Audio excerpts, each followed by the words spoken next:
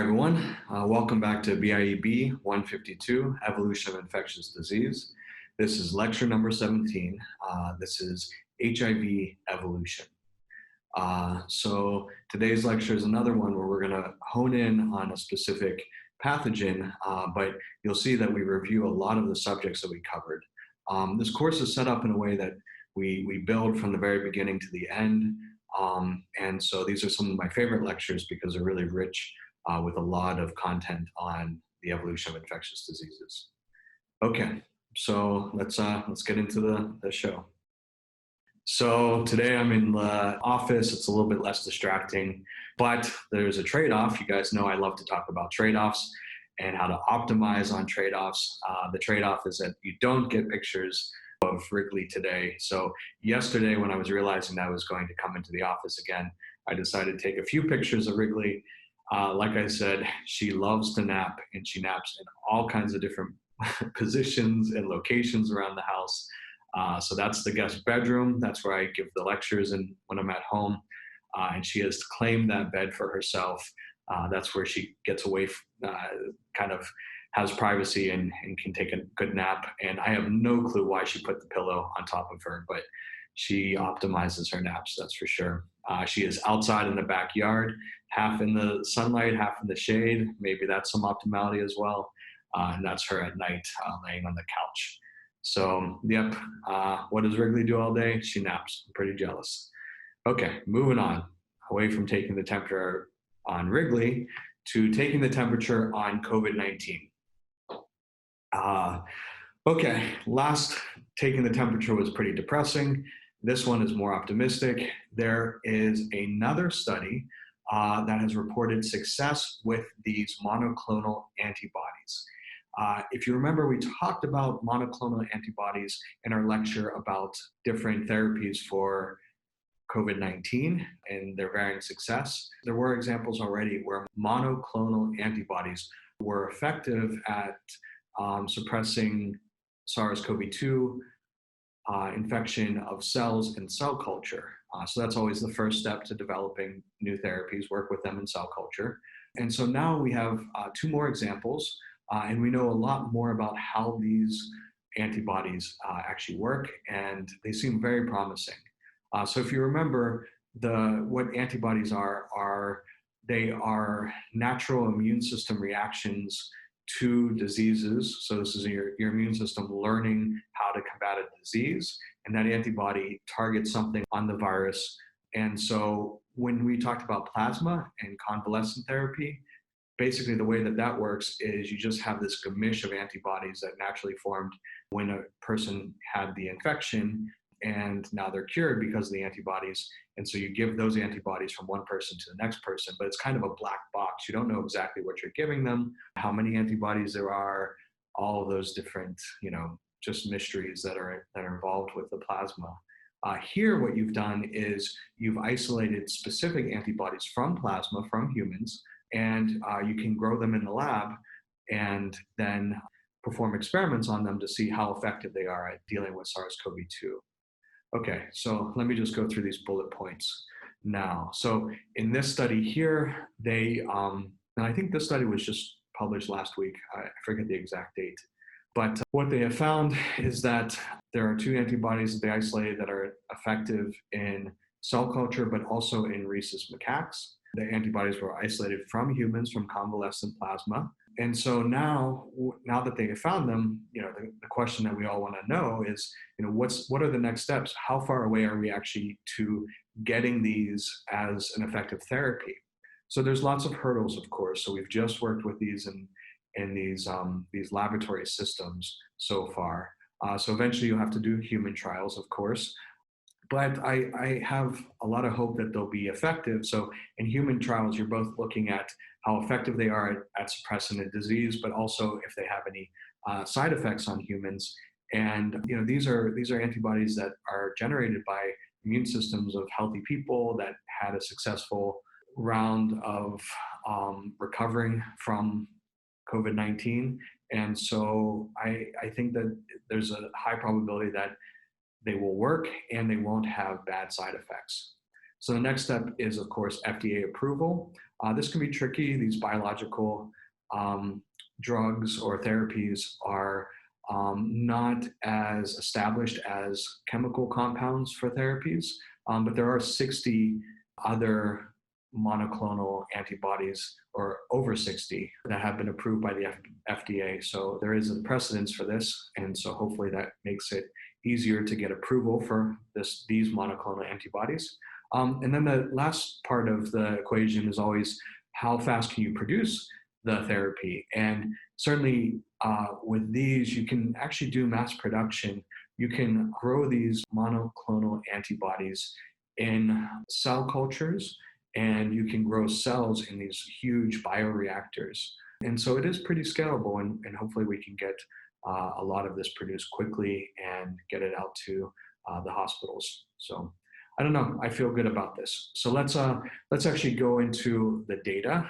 You know that I love to look at data and show you guys data and explain it. So what is going on in this figure? So they all look about the same similar patterns. These are these assays to look at the effectiveness of the monoclonal antibody at neutralizing the virus. This is very similar to the assays that we saw before, where we're calculating SC50. For whatever reason, they're calculating something they call ND50. It's analogous to SC50. And what they're doing is they're running the experiment where they have two different monoclonal antibodies, and then they have a bunch of different cell types. So these are different cells that they're growing in these tissue culture plates. And then they also have different viruses. So they have this pseudovirus, and they also have SARS-CoV-2. And so what they see again and again is this S-shaped pattern, which is indicative of the monoclonal antibodies being able to neutralize or suppress the viruses. And so this is all consistent and very good news. And the way that you sort of look, you can look at these trends and sort of see that, at some point 100% are neutralized, and all of them. So at some concentration, we have concentration on the x-axis here.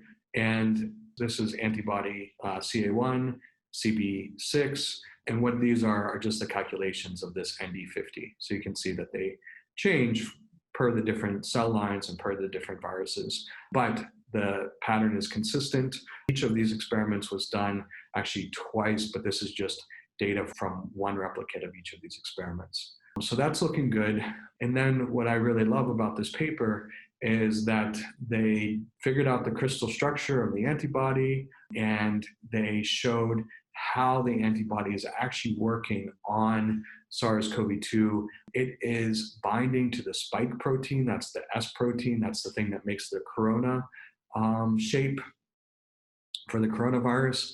So it's binding to this protein. We know that this protein is used to bind to ACE2. This is in gray here is the human protein on the outer membrane of human cells that SARS-CoV-2 uses as spike protein. The spike protein is colored in purple and in pink. And so it binds to here. The antibody binds to the spike protein, and it binds in a way that it inhibits SARS-CoV-2 spike protein interactions so that they can't bind to the human cell, and so they can't infect the human cell. So the mechanism makes sense. It's highly effective. And so hopefully this is a new therapy that will be out, I don't know how many months, but hopefully within a year, and hopefully we can design other strategies as well, maybe even other antibodies, so that we don't just give them sort of one antibody, but a combination of antibodies. I do know that lots of different companies are developing these, and there is a common feature that the antibodies tend to always bind to the spike protein. That's probably bad news for its long-term effectiveness, because you would ideally want to target sort of different features of the viral particle, so that it basically, the same idea with multi-drug resistance, that it would have to mutate lots and lots of different parts of its particle, or of lots and lots of different proteins. And so it'd be very hard for it to escape. Whereas if all of the antibodies that we create target the exact same part of the exact same protein, it might be easier for it to escape our therapies. But there's lots of people working on this, so hopefully it'll be effective. Okay, let's actually get to the lecture. So Evolution of Infectious Diseases is the class. Lecture is HIV evolution. So first, let's just learn about the HIV life cycle and a little bit about the parts of HIV and how it works. And so the first step of the life cycle of any virus is for the virus to actually find a cell to infect, bind to that cell, and get its genetic information inside of that cell so that the cell starts reading the genetic information and replicating the virus. And so the first step for HIV is that it binds to this receptor, this CD4 receptor. CD4 is also the cell type that it infects. This is an immune system cell, white blood cell. And so it uses this envelope protein, ENV is the abbreviation. We'll talk about this later in the lecture as well. So remember envelope, or ENV. So it uses that protein, it binds to CD4 receptor, but in this case, there are co-receptors. So there's other proteins on the outer membrane that the virus uses to recognize the cell and to initiate the infection. And so these co-receptors are called CCR5, and this is going to be important to remember for later in the lecture as well, and CXCR4. We don't bring that up again. But just know that it's, the combination to unlock the cell is not just sort of a one-on-one interaction between the envelope and the CD4, but actually a sort of three-way or multi-way interaction to get into the cell. Okay, so once it binds, it then triggers fusion and basically dumps its RNA. Okay, so HIV is an RNA virus, like a lot of the viruses that we've talked about. It is a little bit different in the way that it handles its genetic material and the replication of it and the expression of its genes. So it basically dumps all of this RNA and some proteins into the cell. Then it turns its RNA into DNA through reverse transcription. And then that DNA gets actually integrated into our genomes. And so on the first day, we talked about how a lot of the DNA in our genomes, something about 8% or so, is actually relict viral DNA. So it's not derived from humans. We didn't get it from our deep ancestors, but we got it from viruses through horizontal gene transfer. Well, the way that actually works is through these types of viruses that have these reverse transcription processes. And so when you get the virus integrating into the genome, usually the virus sits there and will then trigger the rest of the life cycle, replication, assembly, and production of new viral particles. And if this gets out of control, or if there's an immune response, it'll kill off the cell, and that's sort of a dead end for that DNA. But occasionally, these types of viruses infect not just somatic cells, but the germline cells as well. The germline cells are what make eggs and sperm. And so if that happens and they don't kill off the cell, then that viral DNA can be passed on through generations. And also, a lot of times, mutations occur that inactivate these viruses. And so they just remain these kind of dead viruses in the genome. And so a lot of our genome is this sort of dead viral DNA. And it's not all junk DNA. It's thought to be mostly junk. But some of these genes are actually used by us for important processes, such as creating the placenta. And so that's pretty interesting. And so viruses infect us. They drive our evolution because they cause natural selection for us to try to avoid them. But they also influence our evolution by giving us genetic material that then we pass on through the generations, and we can even use for different processes than they originally evolved for in viruses. So, okay, that's a tangent, but that's the life cycle, and I just wanted to connect back to that first lecture. Okay, getting more into the nuts and bolts of HIV, but more so focused on its genome and what we should expect given characteristics of its genome and how that shapes its evolution. Let's start here with this plot. So this is just your frame of reference always for genome size and mutation rate. And so HIV has a relatively small genome, less than 10 kb, right around there. Kb again is kilobases, so 1,000 bases. So this is 10,000 bases. And we have a per genome mutation rate that is actually really, really high. So in the spectrum of RNA viruses, coronaviruses have the lowest mutation rate, and HIV has some of the highest, if not the highest, mutation rates. And so it has a lot of potential to evolve because they're just generating tons and tons of mutations all of the time. This is the structure of the genome. You can see that there's just a couple handfuls of genes, and I don't have too much to say about this. This is just sort of for your own reference. But what is really interesting about HIV is that it actually has 2 copies of its chromosome. So this is really fascinating. It means that there's a lot of potential for recombination to happen because these 2 copies can interact with each other and recombine. And it enhances the chromosome's ability to accumulate mutations and maybe even play around with, if there's a bad mutation, replacing it with the wild type version on the other chromosome. It just really, it gives it a lot of other ways to sort of tinker with the evolutionary process because it has these 2 copies, much like, diploid organisms like ourselves. So it really does help out its evolution and has interesting consequences that we'll talk about later. Okay, so where did HIV come from? There's a bunch of questions that I have that we're going to answer, and we're going to answer with phylogenetics. So what virus gave rise to HIV? This is human immunodeficiency virus. And so where did it come from before it was in humans? So what species did it previously infect? Were there multiple emergences? Often we assume that there's just sort of one emergence event, but maybe there's actually multiple emergences. When did HIV enter human populations? And where did HIV first arise? So the next 3 slides are all phylogenies that represent HIV and SIV and other similar viruses. You're going to see that the topographies move around a little bit. That's actually just because of where the different OTUs are and that different OTUs were being used. Each of the phylogenies shows similar information, and each of the phylogenies does highlight a different feature to answer our questions.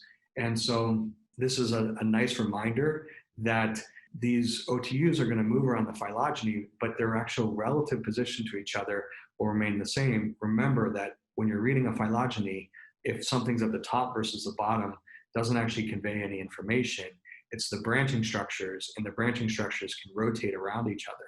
So don't get confused when you see these things kind of mix up a little bit. The structure is actually the same in all of these phylogenies. Or I haven't gone through each and every OTU, but the larger features of the phylogenies are definitely the same. And so this is just a sort of zoomed out view on the evolutionary history of these types of viruses. And so what we see is that the viruses, so here's HIV-1, or I'm sorry, HIV-2 and HIV-1.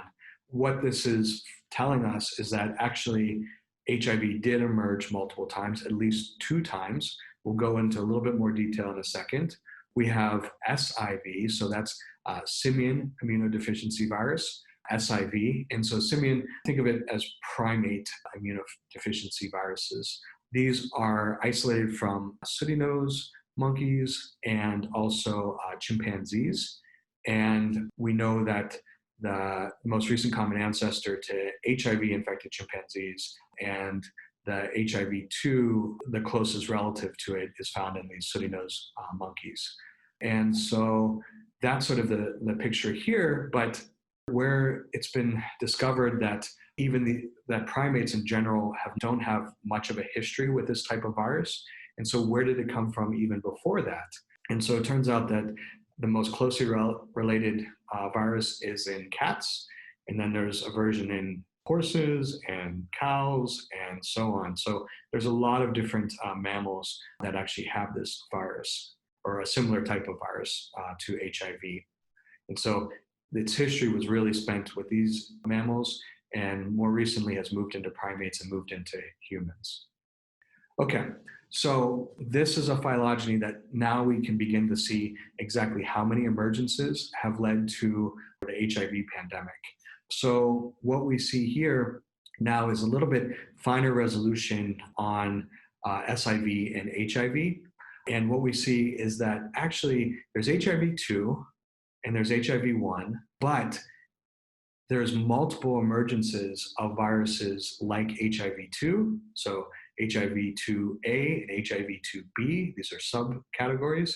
They actually were caused by emergences, two separate independent emergences. So the way that we read this phylogeny is that when the black coloration, that's in other primates, and when it turns into red, that's when it turns into HIV human virus. And then what we see for HIV-1 is actually that there's three separate emergences. So group M, group N, and group O. N and M are very closely related. O is a little bit more distantly related, but they're all caused by similar viruses called HIV-1.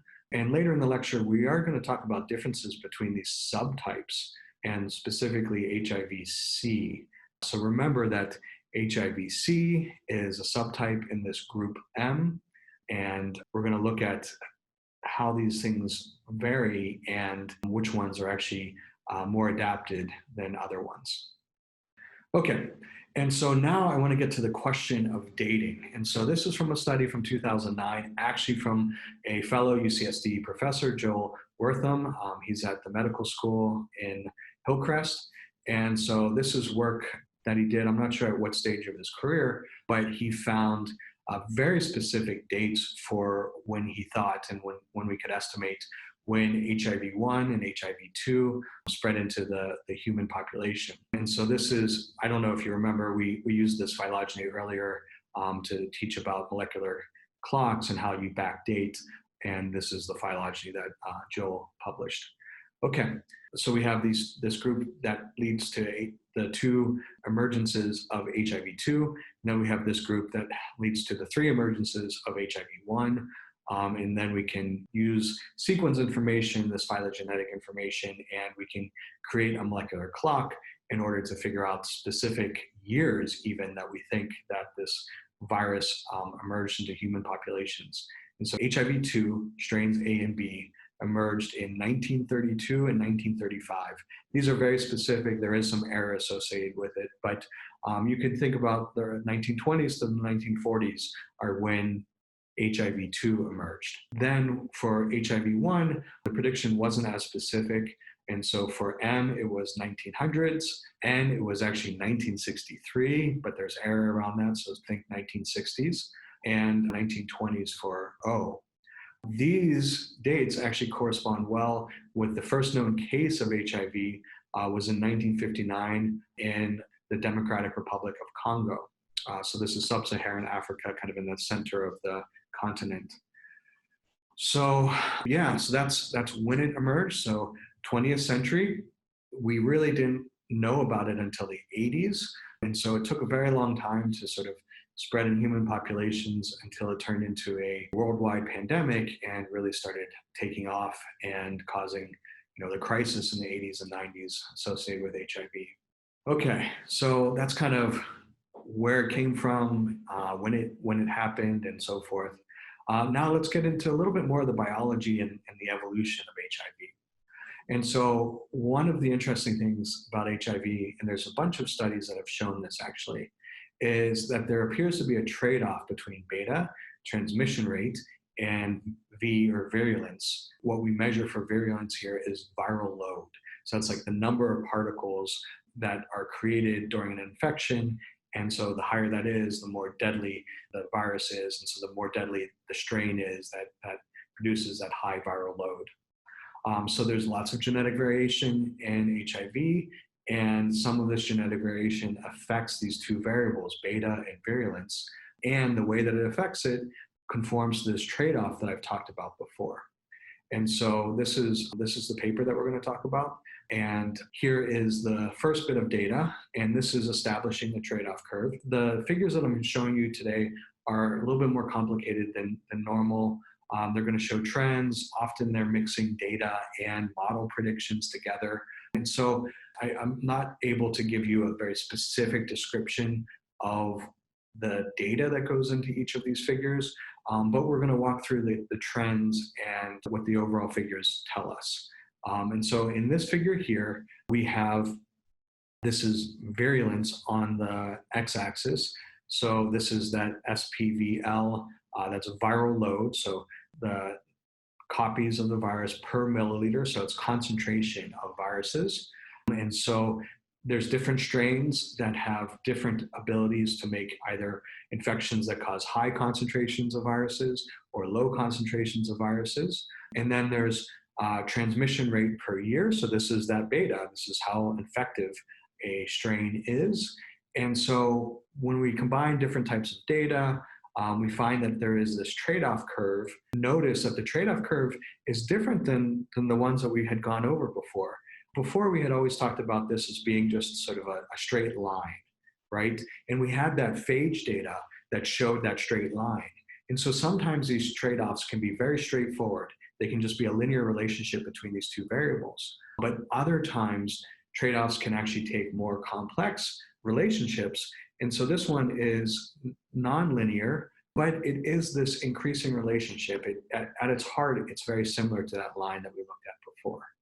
And so we see that there is this relationship. And I think what you should also take note of is that that relationship is overall pretty shallow. So lots of increase in virulence doesn't give you that great of payoff in terms of beta. And so this is the type of trade-off, and they've done the mathematical modeling to show this as well, that you should get selection for attenuation or selection for the virus to become less and less virulent, to become more and more benign. And so the question is, this is the feature of HIV that they're able to measure. These are all variants from Uganda. And then the question is, in Uganda, is the population of HIV evolving through time to be less and less virulent, more and more benign? And in fact, when they look at the data, this is actually what they find. Okay, so on the x-axis, we have time. And so these are periods of time where different data were collected on the HIV. That's the gray are these data points. This is a box plot that describes the mean with this line in the center. And then the box describes some level of variance, and then these error bars describe even greater levels of variance. This is just a way to sort of summarize the data and capture not just the mean, but also how much variance there is in the measurements being combined here. And so what the important feature is that you can see that these means go down from 1 year to the next, or one time period to the next time period. And overall, there is this significant decreasing pattern. So on the y-axis, we have SPVL. Remember, this is concentration of viral particles created during infections. And so we have this sort of decreasing slope, which means that the virus is changing over time. It's evolving to be less and less virulent. So that is really cool when your theory of what should drive the evolution of viruses actually lines up with real data. So this is also a very similar pattern is being seen at a global level for HIV-1. So HIV-1 is the HIV that has spread more globally and is everywhere. HIV-2 is more regional and contained in Africa mostly.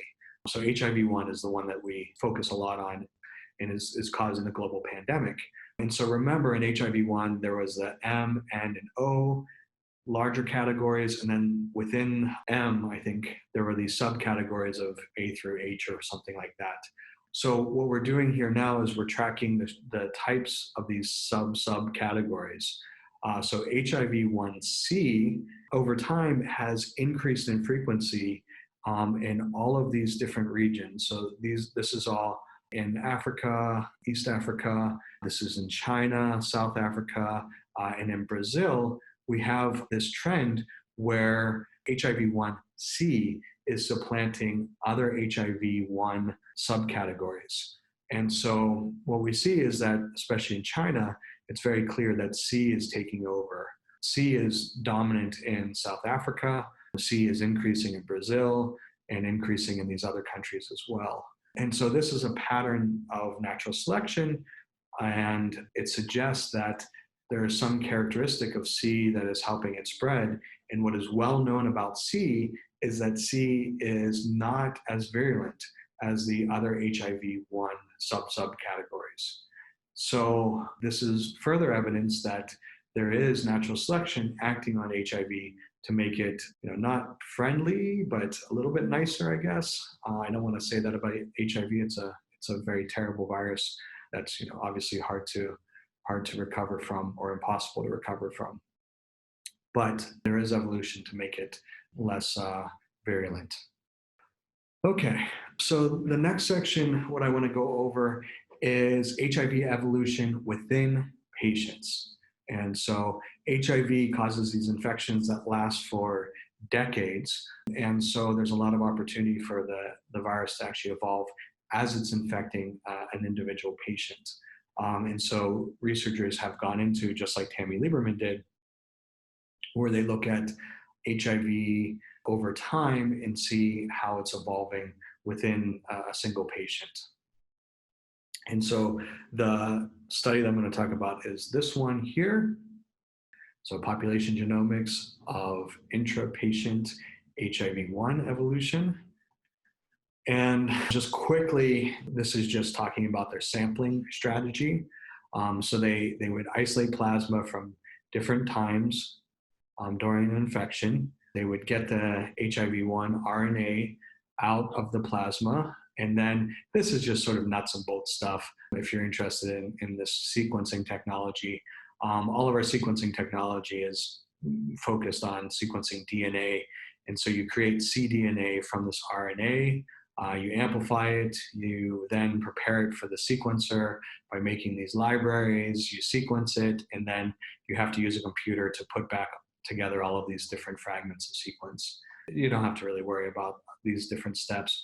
Just know that we're getting the RNA out, we're able to sequence it, we're sequencing massive pools of RNA that are isolated from this plasma, and we're isolating the plasma at different time points.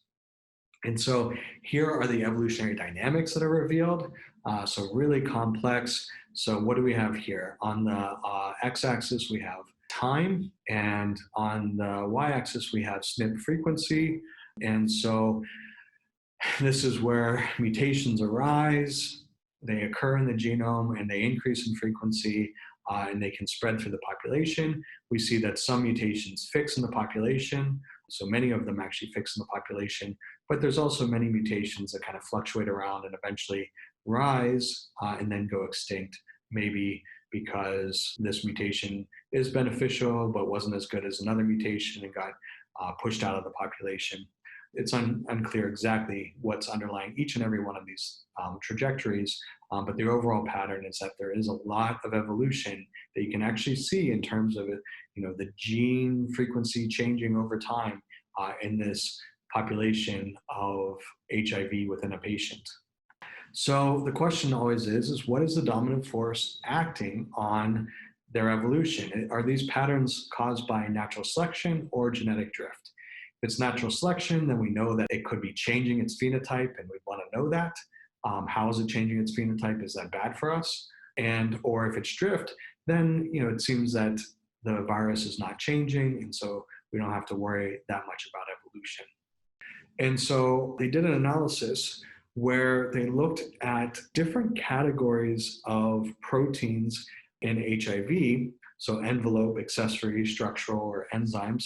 Accessory, it's kind of like a grab bag of proteins that help it avoid the immune system and help it just replicate in the cell. Envelope, those are external proteins that tend to interact with the immune system. Structural proteins that builds the particle and gives it integrity. Enzymes are for replication inside the cell. And so what they've done is they've looked at the accumulation of mutations in these different categories of genes over time. That's what this graph is showing. So divergence is basically number of genetic changes or fraction of genetic changes that are occurring in these different types of genes. So you start out with very little genetic divergence, and then over time you have increasing amounts of genetic divergence. And they've split the types of mutations into two different subcategories, which are dashed lines are for synonymous changes and solid lines are for non-synonymous changes. And so I ask this question, given what we have learned about synonymous and non-synonymous mutations, do the different trajectories make sense? So just sort of sit back and think about it, think about this data, picture what's happening and what it's trying to show us. And, this is a very open-ended, very vague question. Does it make sense? Given the things that we've learned already, does this make sense? I'm just going to pause for a second. Okay, I'm going to say yes. It's a very open-ended, very vague question, but there are features of what's going on here that seem to make sense in terms of what we've learned about already about how evolution works at the molecular level between synonymous and non-synonymous mutations. So when I saw this figure, I was really excited because what it's showing here is that if you're a synonymous mutation and you occur anywhere in the genome, in envelope proteins, and accessory proteins, and enzymes, and structural proteins, you will accumulate those synonymous mutations at the exact same rate. So this is what we expect with neutral theory, that there's just sort of an underlying mutation rate that is giving rise to these mutations. They're not acted upon by natural selection, and so they just accumulate in the genome in a very clock-like manner. And where you're at in the genome doesn't matter, what gene you're in doesn't matter, your function doesn't matter, because they're not having any effect on phenotype. And so that is a really nice pattern. And then what we see is that different types of genes, though, in terms of non-synonymous substitutions, have different rates of divergence over time. And so the next questions are about those different rates of divergence, so I won't give you the answers quite yet. Okay, so which type of genes experience purifying selection? Think about the D-NDS ratio, and this is giving us similar information as the D-NDS ratio. Okay, enzymes. So purifying, that's selection where if there is a non-synonymous change, it's bad for the protein and it's being weeded out of the population. And so the reason why I say that enzymes are under purifying selection is that we see that here is sort of the baseline, the accumulation of synonymous mutations over time. It has, an intermediate slope, whereas the slope here is shallower. So that tells you that the rate of accumulation of non-synonymous mutations is actually slower through time than the underlying synonymous rate of change. And so that means a D-NDS ratio of less than 1. That means that there is purifying selection happening on that category of proteins. Okay, which type of genes experience the strongest positive selection? And I think this is pretty straightforward as well. Envelope proteins. So if this is the one that has purifying selection, the counter to that is positive selection, and this one here has the most positive selection. So it has the steepest trajectory for the number of non-synonymous changes that are happening over time. This slope is steeper than the underlying synonymous rate of change, and so it tells you that that D-NDS ratio is actually greater than 1, and that there's positive selection happening on this category of proteins. So we have one virus, one genome, different genes, different categories of genes, and different types of selection happening on those different genes. And then you have different rates of change in terms of whether the mutations are synonymous changes or non-synonymous changes. And so there's all of these variables, but they all kind of make sense in terms of what we've talked about already. And so one last bit of information related to this is that these ones that are experiencing positive selection, the envelope and the accessory proteins, these are known to interact with the immune system and help to evade the immune system. And so these are thought to be under really strong selection during the infection because, obviously the virus is trying to change and avoid the immune system, change the targets or change the way it interacts with the immune system. And so it's under a lot of selection to change its amino acids. Whereas, especially the enzymes and the sort of structural proteins, those have been optimized by natural selection to perform certain functions. They are not the targets as much by the immune system. And so the selection that's acting on them is probably stabilizing in that you just want to have an optimal protein structure for its function. And that selection has been the same over time. So all of this figure really matches all of these things that we've been learning about and helps me at least visualize, how there's selection will vary by site within the protein, depending if it's non-synonymous or synonymous. And also the types of natural selection will vary based upon the function of the protein and what it's challenged to do. Change to avoid the immune system or stay the same to perform a specific function. Okay, now if we zoom out and we look at data, not just from inside a single patient, but across multiple patients, we see this very interesting pattern. So this is a phylogeny where we have a bunch of strains from patient A, from patient B, C, D, E, and so forth. And it's from this paper down here. And they were doing analyses where they looked at the NDS ratios within patients and then the NDS ratios across strains from different patients.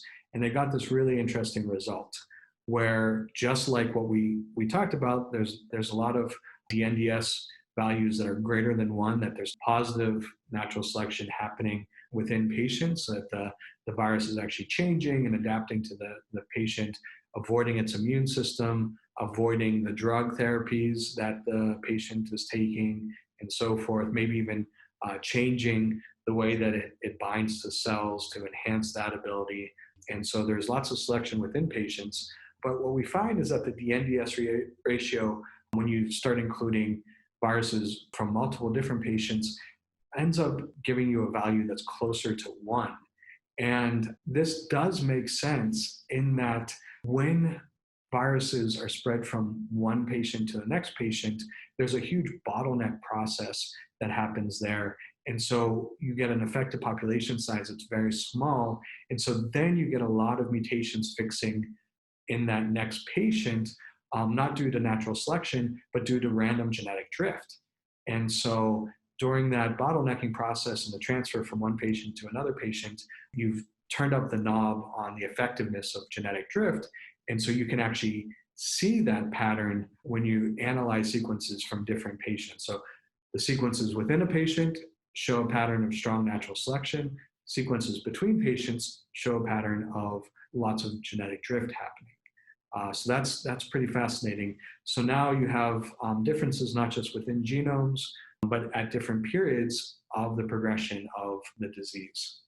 And so this just goes over what I just said. Bottlenecks are driving the pattern between patients, and then natural selection for a number of different reasons, escaping the immune system, drug resistance, interacting with immune cells, and so forth, are giving a pattern of positive selection.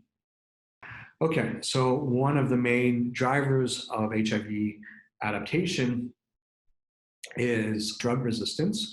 So we do have lots of drugs for HIV, and we give them in combination treatments, if you remember. So HIV has a really high mutation rate. And so if we just gave patients a single drug, and if there are mutations available to confer resistance to that drug, they would evolve resistance very quickly, and that is true. The first HIV drug that we gave out to people, and the HIV evolved resistance to it very rapidly. And then we're back to square one. So this is research I'm going to talk about by Clooney. She is a faculty member at SFSU. If you Californians at UCSD want to go on in grad school, she does remarkable research. I really like her stuff a lot. And she's just up in the Bay Area.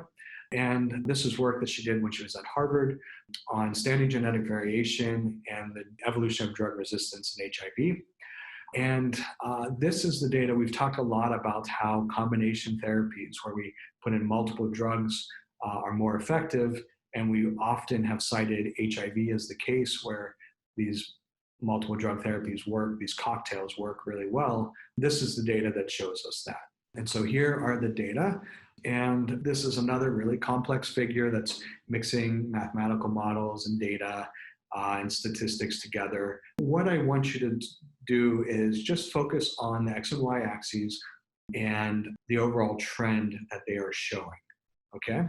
And so what we have on the X-axis are different treatments of a single drug, two drugs, two different drugs, and then 3 drugs together. And what we have is fraction of patients with detectable NVP resistance. And so, okay, what is this showing? This is showing the fraction of patients that have strains of HIV that have drug resistance. And so the higher fraction on this axis, the worse it is. You have more resistance. So the lower is the better. What this graph is focusing on is the resistance to a single drug, NVP, that is a part of all of these different treatments. So we're comparing apples to apples here. So we're looking at the resistance to this single drug, but under different therapies. And so all of the therapies include that drug, but when you have multiple other drugs with it, you actually see that there's less resistance to that specific therapy, showing that actually combination therapies are good because they suppress resistance to this drug and also to the other 2 drugs as well. And so this is the data that shows us that. It's really clean and really clear and is really, really important.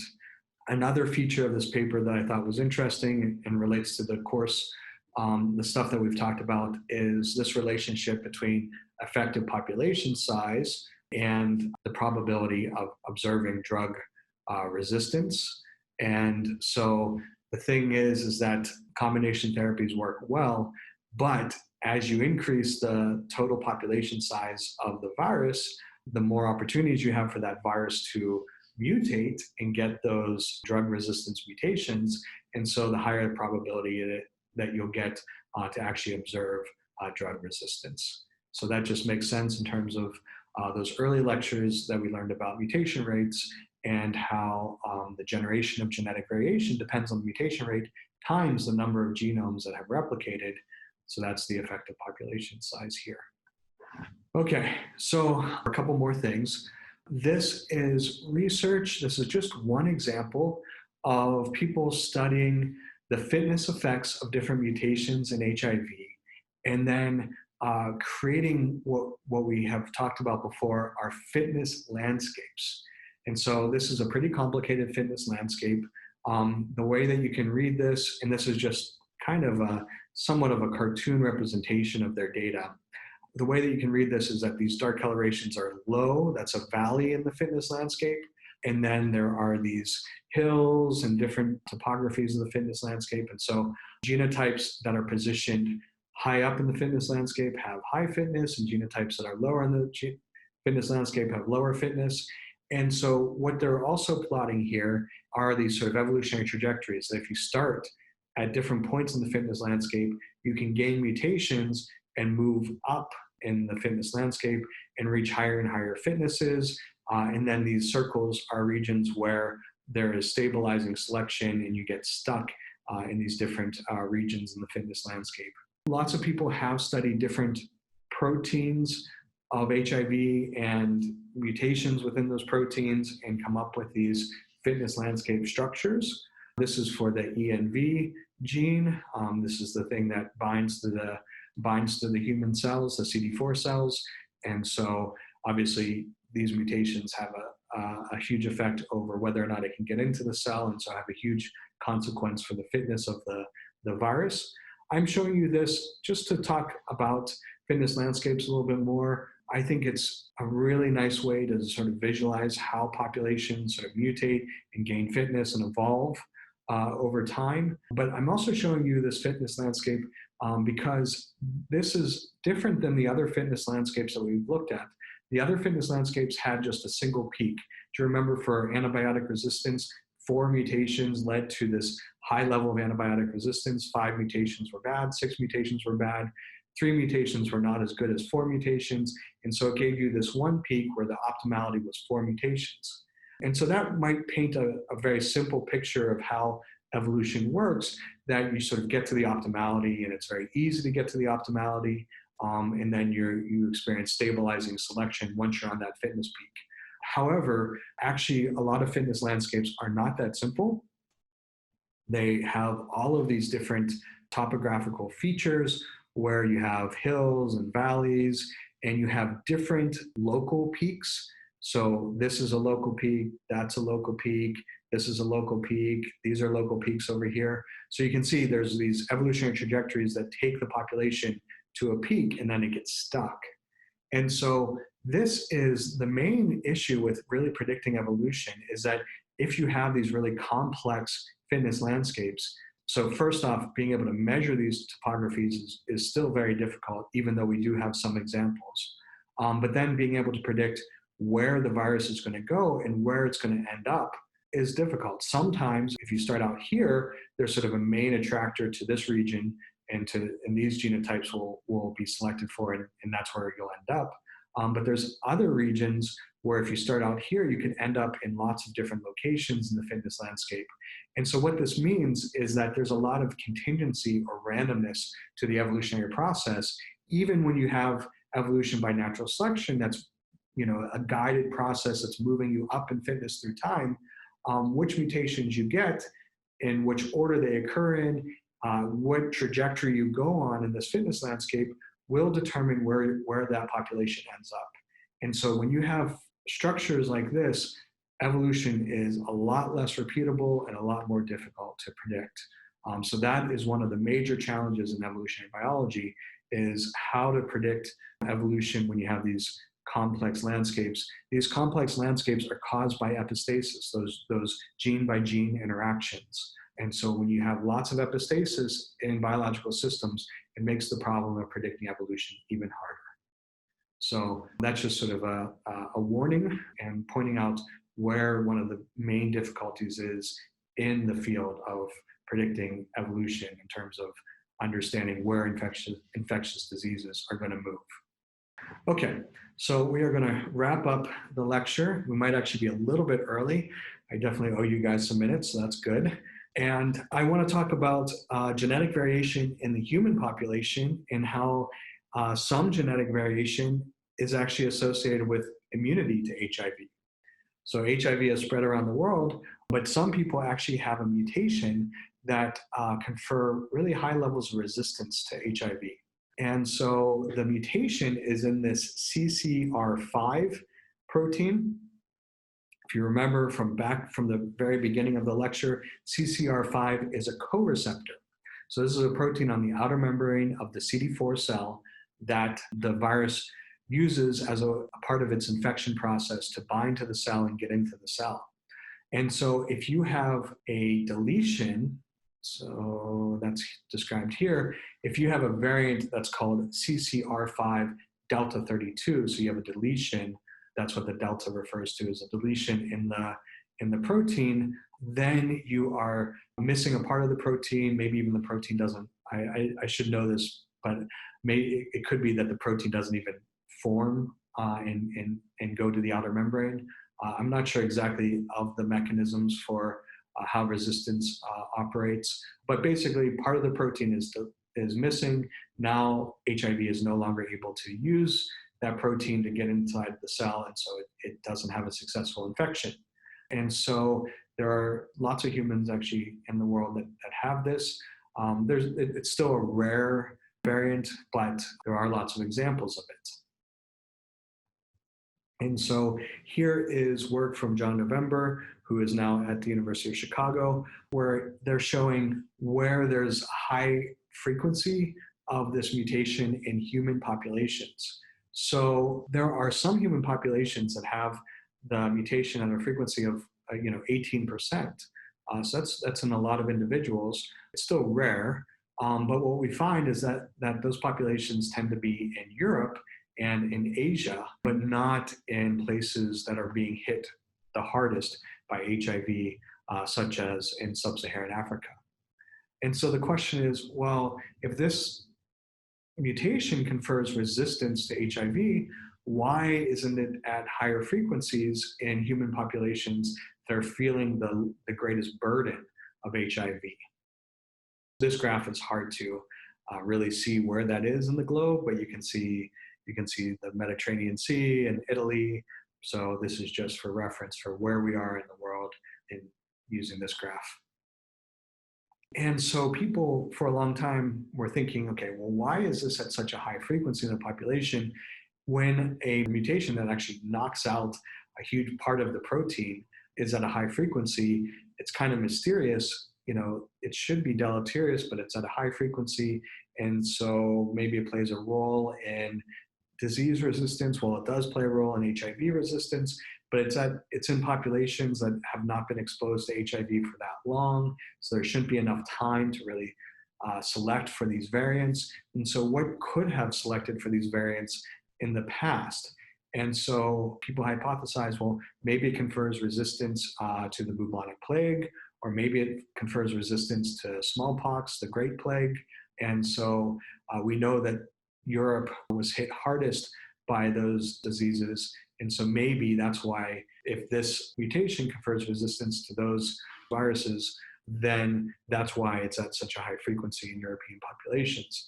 And so for a long time, it was thought that it was the bubonic plague explained it. But actually, it turns out that if you do the population genetics and you estimate what the selective pressure should have been for smallpox and how long ago smallpox was spreading around Europe, and you sort of figure out different characteristics of the dynamics, so we're not going to go into all those details, you find support that the high frequency of this mutation in European populations is due to selection by smallpox, probably not much due to the bubonic plague selection.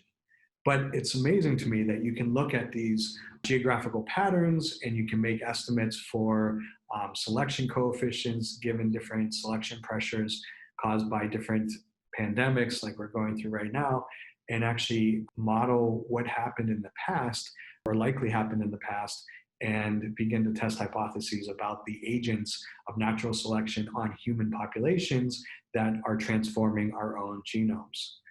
So that's pretty cool stuff. And there's lots of examples now of where people have been able to pinpoint that certain mutations and certain genetic variation in the human genomes is actually due to selection from viruses.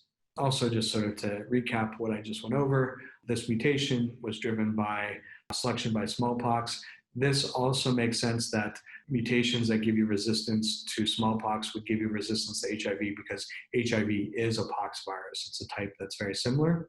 And so I just want to point out that this is another example of cross-resistance and pleiotropy. So this thing was selected for dealing with smallpox, but it's giving cross-resistance to HIV. And so it has this side effect, this benefit. That's an example of pleiotropy. So one last side note is that, so I don't know if you guys follow this story. It was in 2018. There was a researcher that actually genetically modified humans. And that researcher genetically modified them to alter this protein in order to confer resistance to HIV to two daughters. So they're twins. And so we actually, people have, this is not ethical. This person is in jail now for doing this. But we have actually altered human beings, and there are genetically modified people, two of them now. We don't want to stigmatize it because they're human beings, but that have had their genomes edited. And coincidentally, it's this mutation that we've been talking about. So there's natural genetic variation to HIV resistance, and then there's also unnatural genetic variation in the human population for HIV resistance. Okay, so let's just wrap up. Let's summarize here. We have high mutation rate, high recombination rates. We have 2 copies of the genome, which facilitates even more recombination and the ability to accumulate more mutations in different genes. And so all of these things factor into creating a genome that can accumulate a lot of genetic variation very fast and enhance the evolutionary potential of HIV. So if you Google search evolution in HIV, I think you'll see that some people refer to this as like this super evolver and things like that. And it's true. HIV has great capacity to evolve, even if that language is kind of cheesy, but it is true. Okay, so HIV arose multiple times in human populations from other primates in the 20th century. We have talked in a previous lecture, we talked about looking at different parts of phylogenies and seeing when host range shifts happen, And really, I think HIV is this great example where we see multiple emergences from chimpanzees to humans or from other primates to humans, but it's not that all SIV variants have that same capacity. There were obviously certain SIV variants at a point in history that had increased potential to emerge into human populations. And so it'd be really nice to understand what are the characteristics of those SIVs and those genomes that allowed that emergence to happen. And so with that phylogenetic information, knowing that multiple emergences happened, that's then the key information that we need to know where to look for characteristics of diseases that emerge into human populations. I think that's going to be a major area of research going into the future. Okay, there's this trade-off for transmissibility and virulence. We've talked about it theoretically in the class, but and we had a little bit of data on phages, but now we have data on human diseases.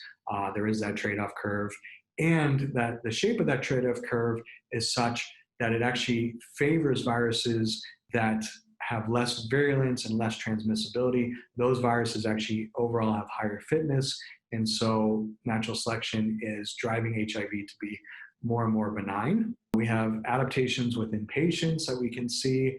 Certainly the genes that interact with the immune system are under more positive selection than the genes that are used for what we call housekeeping properties. We also see that there is genetic drift happening between the transmission from one patient to another patient, but within the patient, a lot of the evolution is explained by natural selection. Combination therapies are effective at reducing genetic variation of drug resistance. We can measure HIV's fitness landscapes, and what we find is that there's a lot of complex topologies, a lot of epistasis, and that makes it very difficult to predict the evolution of HIV. And then the last bit is on how we have natural genetic variation that can confer resistance to HIV, in that these variants are relatively high in some populations, mainly European populations, because of past exposures to pox viruses. Okay. Thank you guys very much. Enjoy your weekend and take care, okay? Bye-bye.